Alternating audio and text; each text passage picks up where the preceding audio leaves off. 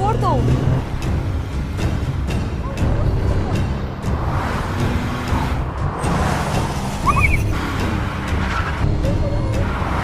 ध्यान से चलाओ।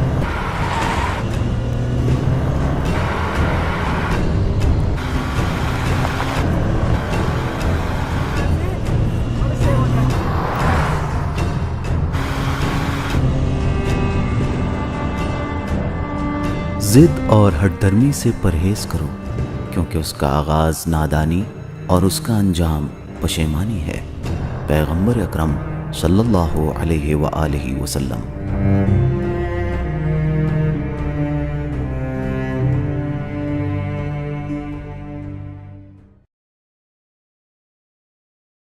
अगर आप हमारे लेटेस्ट वीडियोस के बारे में जानना चाहते हैं तो हमारे चैनल को सब्सक्राइब करें और बेल आइकन को प्रेस करें। शुक्रिया। इन्ना हदैनाहु अस्सबील इम्मा शाकिरा